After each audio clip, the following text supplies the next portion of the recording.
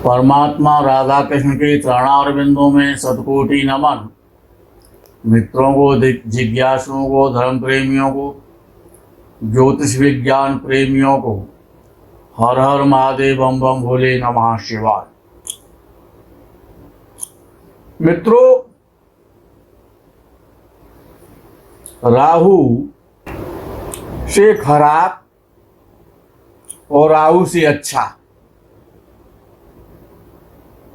कोई ग्रह नहीं है। राहु खराब ज्यादा है, अच्छा कम है। राहु सूर्य के साथ यदि बैठता है या उसकी दृष्टि सूर्य पर होती है तो पितृदोष बनाता है। राहु चंद्र के साथ बैठता है या चंद्र को देखता है तो यहां पर मातृदोष बनाता है। पितृदोष और मातृदोष दोनों ही बहुत गलत फल देते हैं। इनको ग्रहण दोष भी कहा जाता है। दृष्टि के माध्यम से भी वही फल होता है और साथ बैठने से और ज्यादा गलत फल मिलता है। पितृदोष और मातृदोष ये एक ही सिक्के के दो पहलू हैं। राहु मंगल के साथ बैठता है तो अंगारक दोष बनाता है। राहु बुध के साथ बैठता है तो वाणिज्य दोष बनाता है, मति दोष बनाता है, बुद्धि दोष बनाता है। राहु बृहस्पति गुरु के साथ बैठता है तो चांडाल दोष बनाता है, पाखंड दोष बनाता है। राहु शुक्र के साथ बैठता है तो जाया दोष बनाता है, वीर दोष बनाता है, पतित दोष बनाता है।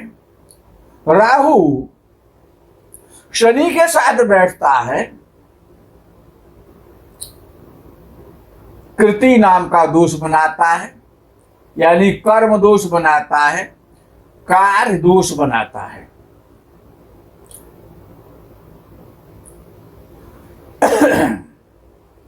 अब विषय यह है कि राहु किनके लिए अच्छा होता है। आपकी कुंडली है या आपकी कुंडली नहीं है।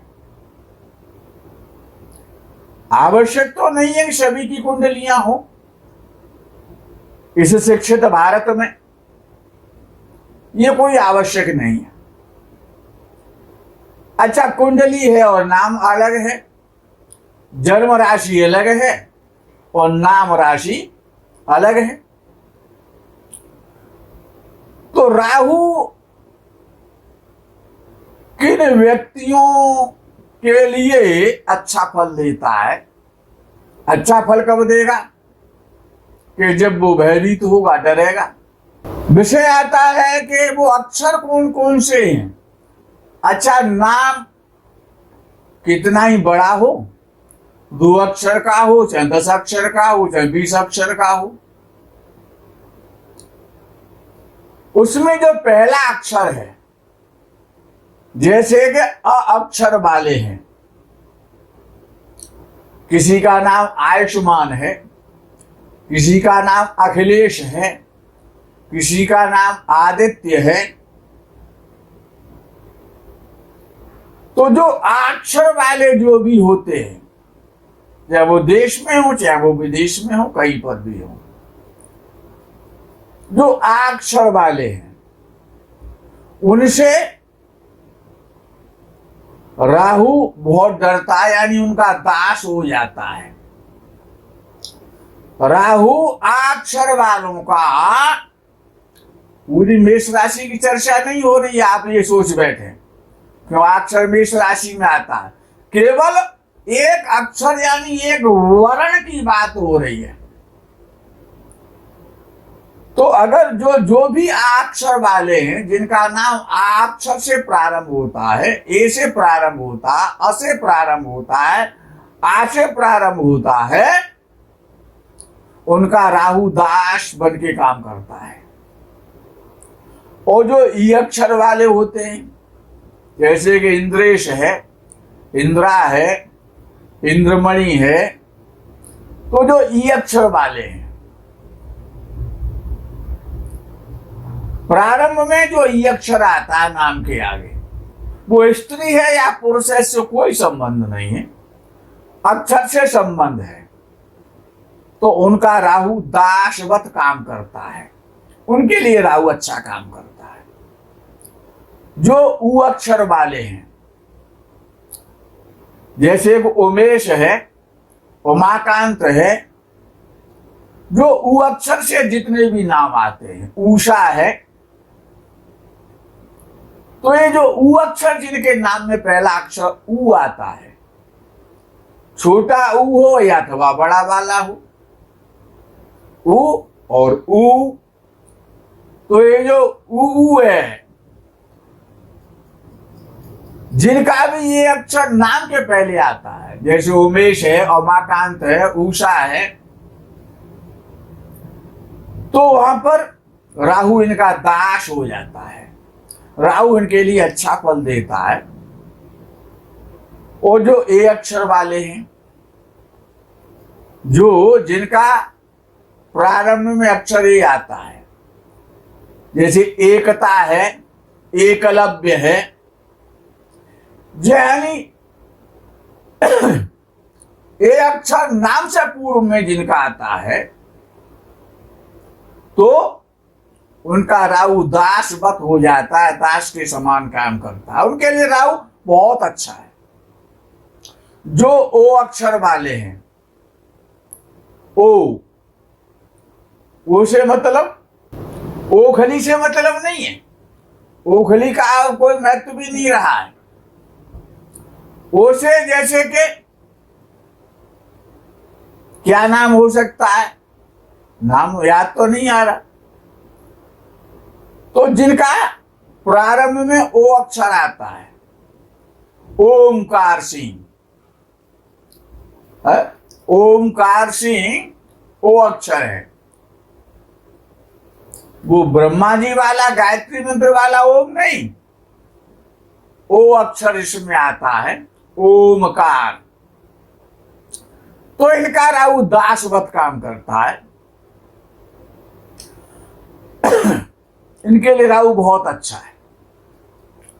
जिनका नाम प्रारंभ में का अक्षर से प्रारंभ होता है, जैसे कमलेश है, कुमकुम है, कांता प्रसाद है, कांतिलाल है, कानपुर है, कल्याण सिंह है, तो जिनका प्रारंभ में जो अक्षर है, जिनका का होता है, उनका राहु मित्रवत काम करता है, दोस्त हो जाता है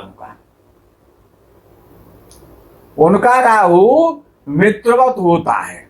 जो जिनका नाम ख अक्षर से प्रारंभ होता है, जैसे खड़ग सिंह है,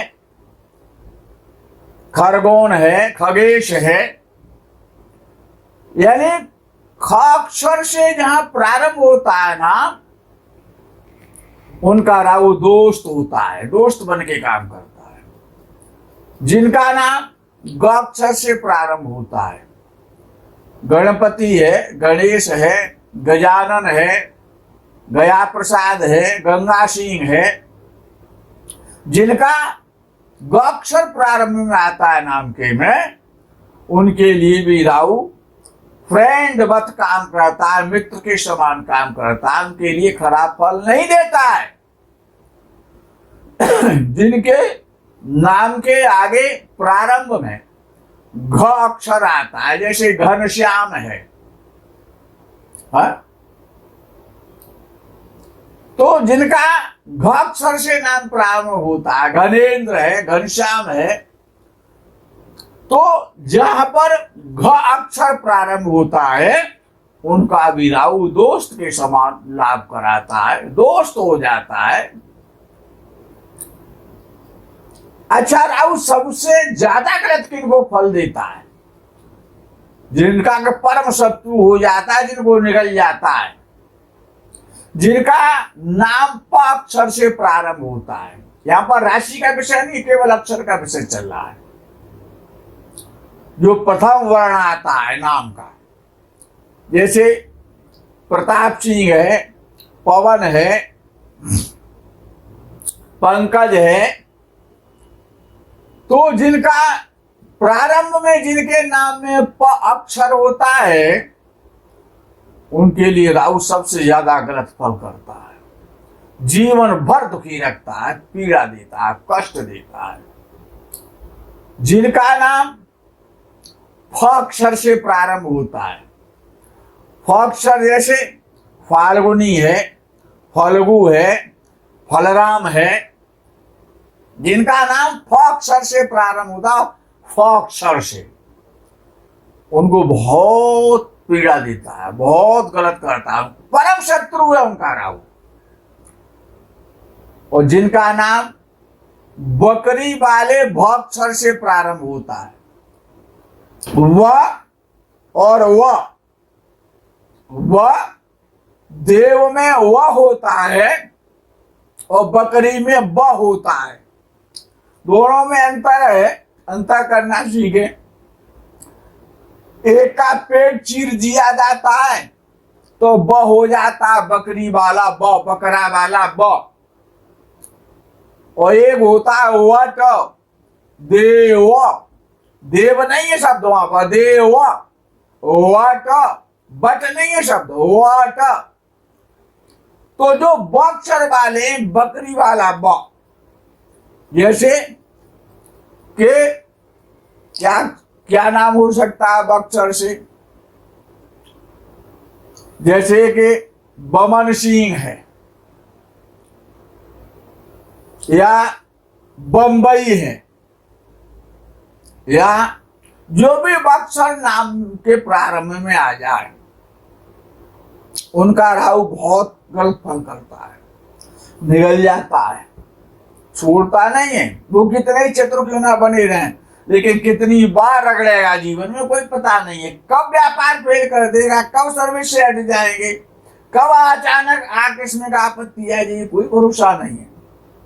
जिनका नाम भ अक्षर से प्रारंभ होता है, जैसे हमारा देश ही भारत है, भरत सिंह है, भवानी सिंह है, उनका राहु परम शत्रु है। शत्रु नहीं, परम शत्रु है, उनको बहुत पीड़ा देता है, बहुत कष्ट देता है। कब आपत्ति टूट पड़े कोई पता नहीं।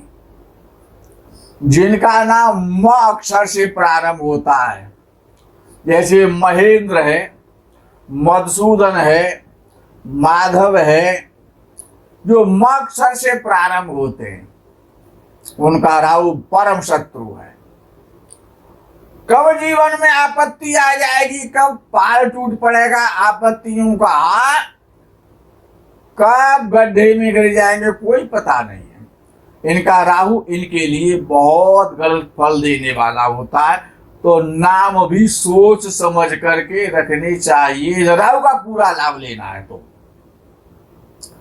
अब विषय आता है कि एक अगर ये राहु और केतु के कारण ही तो एक काल सर्प दोष होता है। काल सर्प दोष, पितृ दोष, मातृ दोष, अंगारक दोष, मति दोष, चांडाल दोष, वाणिज्य दोष, जाया दोष, ये जितने भी दोष हैं, अब राहु तो राहु है, जिसके घर में बैठ जाए, जिस भाव में बैठ जाए वहीं पर उनका सर्वाधिकार सुरक्षित हो जाते हैं। आतंकवादियों का आतंकवादी है, परम कट्टर है, सरिया कानून लगा देता है, कोई गुंजाइश नहीं है। जो हो रहा है आजकल संसार में उन्हीं का लॉर्ड है, वो परम लॉर्ड है। तो कुंडली में जो काल सर्प दोष होता है उसमें एक घातक काल सर्प दोष होता है, घातक। ये जो काल सर्प दोष है घातक नाम का, ये कब बनता है? बड़ा गलत है ये कि लग्न कुंडली के 10वें भाव में राहु बैठा हो। हालांकि विद्वानों ने तो जाने क्या क्या कहा है, और हमने भी कहा है राहु 10 में दुनिया वश में, ये विषय अलग है। लेकिन इस समय जो दोषों की चर्चा हो रही है, गुणों की चर्चा नहीं हो रही है। घातक नाम का जो काल सर्प योग है कि जब 10 में राहु होता है और केतु जब 4th भाव में होता है, तो सभी ग्रह राहु और केतु के जब मध्य में होते हैं तब काल घातक नाम का काल सर्प दोष बन जाता है। ये जो घातक नाम का जो काल सर्प दोष है, ये किस किस के लिए बड़ा कष्टकारी है। इससे जीवन में क्या क्या दुष्परिणाम भोगने पड़ते हैं। माता पिता के लिए कष्टकारी है। जब 10वें भाव में जब राहु होता है और 4th भाव में जब केतु होता है, तो चाहे नीचे की साइड में चाहे ऊपर की साइड में कुंडली की में राहु और केतु के मध्य में जब 7 ग्रह आ जाते हैं, तो माता और पिता, दादा और दादी, जन्मभूमि और जन्मस्थान, नाना और नानी का जो सुख है वो छीन हो जाता है, खत्म हो जाता है। ये सारे सुखों को खत्म करता है। माता पिता, दादा दादी, नाना नानी या तो ये बाल्यावस्था में खत्म हो जाते हैं, या ये बने भी रहे तो जब तक को उनका सुख प्राप्त नहीं होता है। मातृभूमि बनी रहे, वहां पर सब कुछ बना रहे, वहां पर सब कुछ वैभव बना रहे, लेकिन जिनका घातक नाम का काल सर्प दोष बनेगा 10वें भाव में राहु बैठने से, तो उनको ये सुख नहीं मिलेगा, उस जन्मभूमि पे वो नहीं रह पाएगा। आजीविका, जो हमारी आजीविका है, सर्विस है, किसी भी प्रकार की सर्विस है, चाहे वो आईपीएस है, चाहे वो आईएएस है, चाहे वो प्राइवेट सेक्टर में काम करने वाला है, चाहे वो किसी कंपनी में लेबर करने वाला है, तो जितने भी प्रकार की हमारी आजीविका है, वो आजीविका स्थिर नहीं रहती है, डवाडोल रहती है, उसका कोई स्थायित्व तो नहीं रहता है। ट्रांसफर होते रहेंगे, व्यक्ति दौड़ता ही रहेगा, या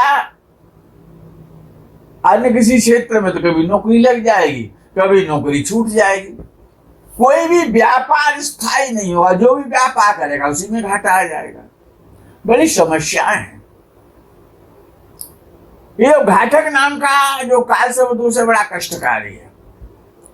अगर कोई व्यापार कर रहा है तो उसमें पार्टनर धोखा दे देगा, पैसा दब जाएगा, व्यापार नहीं चलेगा, आकस्मिक हानि करा देगा, सडन लॉस करा देगा, व्यक्ति की ऊर्जा को खत्म करता है, जो संतान पक्ष के लिए बड़ा घातक है। ये संतान से व्यक्ति टेंशन में रहता है, संतान से चिंतित रहता है, गर्भस्राव हो जाते हैं, एबॉर्शन कराने पड़ जाते हैं, या संतान होती है तो उससे हमेशा व्यक्ति टेंशन में रहता है, चिंतित रहता है, संतान को कामयाब करने में लगा ही रहता है, लेकिन फिर भी कष्ट तो मिलता है।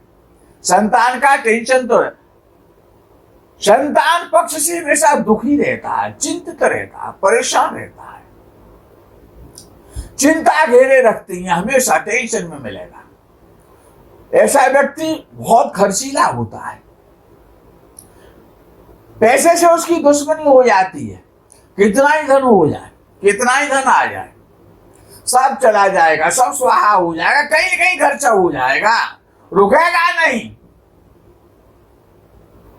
खर्चीला पर खर्चा बहुत बढ़ जाता है। व्यक्ति सोच समझ के खर्चा नहीं कर पाता है, बैलेंस नहीं बना पाता है,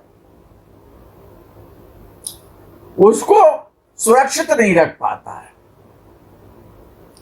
जहां तक कभी बहुत बड़ा भक्त बन जाएगा, कभी बहुत बड़ा नास्तिक बन जाएगा। इसके बाद में एक और बड़ा काल सर्प दोष है, विषधर नाम का काल सर्प दोष। जो विषधर नाम का जो काल सर्प दोष है वो बड़ा खतरनाक है। भगवान ही बचाए विषधर काल सर्प से युग से। ये जो विषधर नाम का जो काल सर्प दोष है कि जब राहु 11वें भाव में बैठा हो और केतु 5वें भाव में बैठा हो, राहु केतु के मध्य में 7 ग्रह आ जाए तो विषधर नाम का काल सर्प दोष बनता है। सारे ग्रह पकड़ में आ जाते हैं, चंगुल में फंस जाते हैं। जैसे कि जब मेढक को और सर्प पकड़ लेता है तो अब कितनी ची करता रहे, अब उसे कोई छुड़ाने वाला तो है नहीं भाई। तो कहा गया है कि हरे आए हर लेन को, हर बैठे हर पास, हर कूदे हर में गए, तब हर भये उदास। शब्दानाम ने कहा था, अलंकार है यहां पर। हरि सर्प को कहा जाता है, हरि राहु को भी कहा जाता है, हरि मेढक को भी कहा जाता है, और हरि तालाब को भी कहा जाता है, और हरि भगवान को भी कहा जाता है। तो हरे आए एक नाग देवता, एक सर्प देवता, और मेढक को पकड़ने के लिए आए। और हरि बगला को भी कहते हैं, जो बगला जो मछली पकड़ता है ना, जो बगला होता है। नदियों के किनारे जो सफेद रंग के जो बगले बैठे रहते हैं, एक कहावत भी है, मुहावरा है, बगला भगत। मन में राम बगल में ईंटे, मिल जाए राम तो खूब ही पीटे। तो हरे आए सर्प आया, हरि कहते हैं सर्प के लिए, तो सर्प ही तो राहु है। तो हरे आए हर लेन को, मेढक को पकड़ने आया। कौन? सर्प। हरे आए हर लेन को, हर बैठे। मेढक जो है वो एक तालाब के किनारे बैठा हुआ है, नदी किनारे बैठा हुआ है। तो हर में इस तालाब भी है, हर में इस मेढक भी है। तो हरे आए हर लेन को, हर बैठे हर पास। मेढक तालाब की नदी के किनारे बैठा हुआ है। हर सर्प को जैसे ही मेढक ने देखा और मेढक ने जंप लगा दी पानी में। तो हरे आए हर लेन को, हर बैठे हर पास, हर कूदे हर में गए, तब हर भये उदास। सर्प देखता रह गया कि मेरा शिकार तो पानी में कूद गया। अर्थात ये जो विषधर नाम का जो काल सर्प योग है, ये बड़ा खतरनाक है। खतरनाक जब ये कब बनता है वो आपको बता दिया कि 11वें भाव में राहु हो। 5वें भाव में राहु होगा नहीं बनेगा, जब तक 11वें भाव में राहु नहीं होगा। जैसे घातक नाम का जो काल सर्प दोष है वो 10वें भाव में राहु होगा तभी बनेगा, शर्त है। तो जो विषधर नाम का जो काल सर्प दोष है, जीवन में बड़ा संघर्ष करना पड़ता है, जबरदस्त संघर्ष करना पड़ता है, और प्रारंभ से और जीवन के अंत तक दुख जो है वो पीछा नहीं छोड़ते हैं। सुखों को ढूंढता रहता है, कहां सुख मिलेगा, पैसे में सुख मिलेगा, इसमें सुख मिलेगा, कोई भी सुख नहीं मिलता है। जब काल सर्प दोष बनता है, जब राहु 11वें भाव में होता है, जीवन का अंत भी दुखमय होता है। नींद नहीं आती है, नींद का रोग हो जाता है, टेंशन होता है, विक्षिप्तता, पागलपन सा हो जाता है, अर्धविक्षिप्त हो जाता है, मानसिक रोगी हो जाता है, डाउटफुल हो जाता है, शक की मिजाज का हो जाता है, मानसिक रोगों से पीड़ित रहता है, ग्रस्त रहता है। माइग्रेन वगैरह के जितने भी रोग हैं, सिर दर्द के रोग हैं, आंख कान नाक कान गले के जो रोग हैं, मानसिक रोगी बना देता है विषधर नाम का। विद्या, धन, पुत्र, ये तीनों ही पीड़ित हो जाते हैं। अच्छा, और है भी क्या? आपके पास विद्या है, आपको धन चाहिए, पुत्र रूपी संतान चाहिए, तो विद्या को भी बिगाड़ देता है, धन को भी बिगाड़ देता है, और पुत्र सुख को भी पीड़ित करता है। और ऐसा व्यक्ति जिसकी कुंडली में ये विषधर नाम का जो कालसर्प दोष बन रहा है, उसको भूत प्रेत भी आ जाते हैं।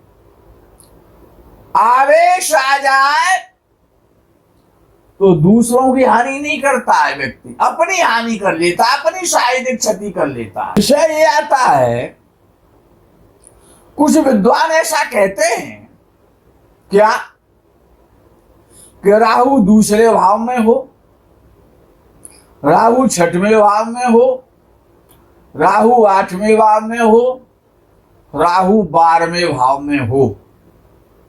ये 4 भाव हैं जन्म कुंडली में।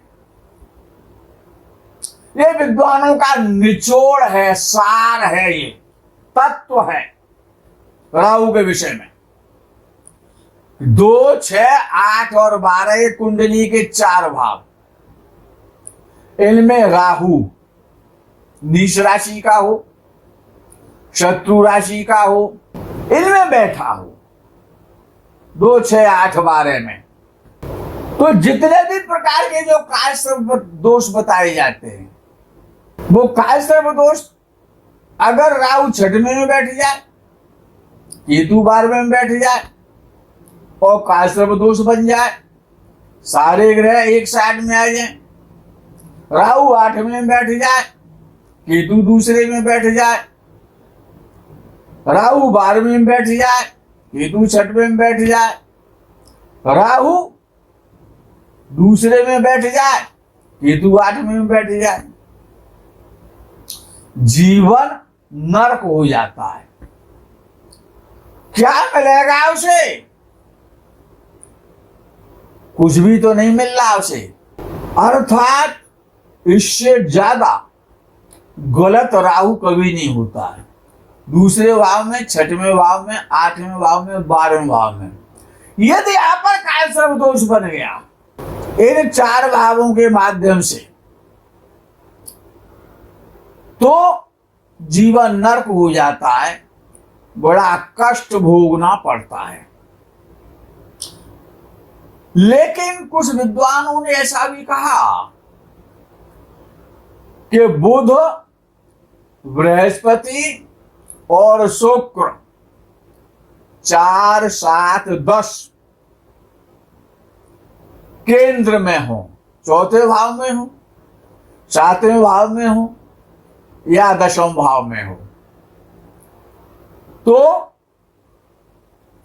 ऐसा जातक भले ही राहु कालसर्प दोष बना दे, लेकिन बुध और बृहस्पति और शुक्र ये तीनों ग्रह यदि केंद्र में है, तो समस्त प्रकार का धन, वस्त्राभूषण, समस्त प्रकार का वैभव, ऐश्वर्य, सुविधाएं, सुख, अधिकार सब कुछ मिल जाएगा।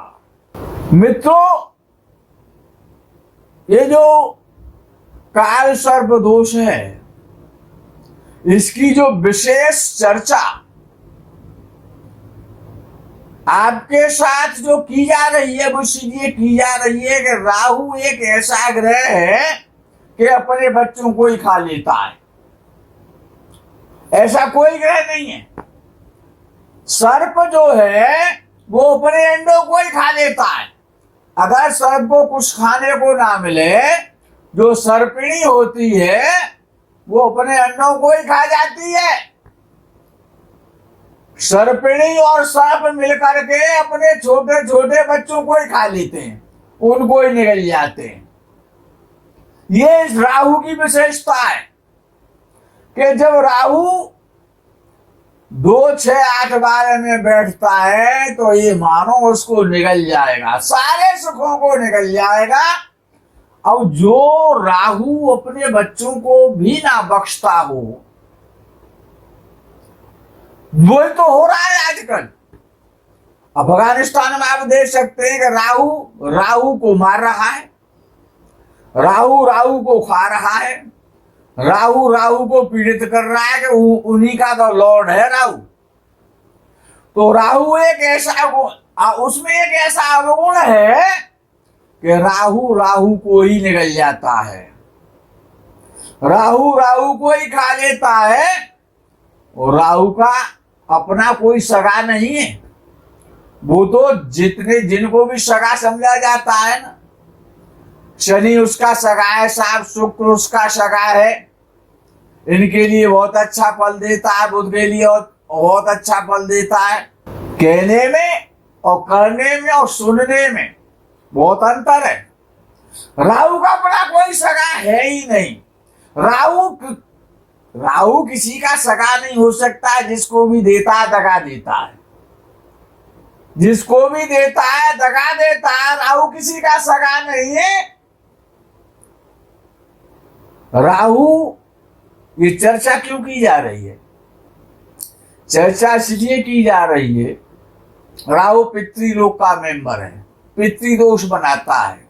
जिनकी भी कुंडलियों में पितृदोष हैं, जो पितृदोष से पीड़ित हैं, ग्रहण दोष से पीड़ित हैं, अंगार दोष से पीड़ित हैं, चांडाल दोष से पीड़ित हैं, जाया दोष से पीड़ित हैं, वाणिज्य जो दोष से पीड़ित हैं, भ्रम दोष से पीड़ित हैं, ये जितने भी प्रकार के दोष हैं, ये सब राहु के तो दोष हैं कि 7 ग्रह 7 को दूषित कर देता है।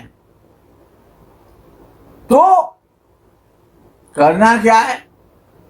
ये जो पितृपक्ष आ रहा है, आश्विन मास में जो 16 दिन का जो पितृपक्ष कहलाता है, श्राद्ध पक्ष, इसमें राहु की शांति करो, काल सर्प दोष की शांति करो, ग्रहण दोष की शांति करो, पितृदोष की शांति करो, अंगारक दोष की शांति करो, चांडाल दोष की, जितने भी दोष हैं, ये जो 16 दिन आपको जो मिल रहा है, वर्ष में एक ही पक्ष आता है जिसको पितर पक्ष कहते हैं, श्राद्ध पक्ष कहते हैं। ये इससे ज्यादा बढ़िया समस्त प्रकार की राहु के दोषों के द्वारा उत्पन्न अशांति, राहु का सबसे बड़ा उपाय जो हम कराने जा रहे हैं, पितृपक्ष में कराने जा रहे हैं। आप यदि करवाना चाहते हैं, आपकी कुंडली में किसी प्रकार का दोष है, घर में दोष है, वास्तु दोष है, वास्तु दोष भी तो राहु ही है उसमें मुख्य रूप से, राहु को ये संभाल लिया तो सब समझ जाएंगे। तो ये पितृपक्ष में हमारे यहां जो पितृदोष, मातृदोष, काल सर्प दोष, अंगारक दोष, जिनकी कुंडलियों में जो भी दोष हैं, जो भी लोग इस कार्यक्रम में भाग लेना चाहते हैं, वो फोन के द्वारा संपर्क करें। जो भी प्रावधान है, जो भी रजिस्ट्रेशन है, जो भी पंजीकरण है, उसको कराएं। क्यों? वर्ष में एक समय है, इसका आप लाभ लें। समय प्रतीक्षा नहीं करेगा, समय की प्रतीक्षा आपको करनी पड़ेगी। और जब समय निकल जाएगा तो जो सौभाग्यशाली होंगे वो इस कार्यक्रम में सम्मिलित होंगे। तो राहु के द्वारा उपजन्य, राहु के द्वारा जन्य जो भी दोष है, राहु की मार्सा चल रही है, राहु खराब चल रहा है, यानी कि समस्त फोकस राहु पे होगा। ये केवल 16 दिन है, इनमें आप लोग, मेरा विनम्र निवेदन है, आप लोग जो भी इन दोषों की शांति कराना चाहते हैं वो फोन के द्वारा संपर्क करें, अपना पंजीकरण कराएं, उस कार्यक्रम में भाग लें, उसका प्रावधान है। निश्चित रूप से इन दोषों का शमन होगा, आपका जीवन, आपका भविष्य सुखमय होगा।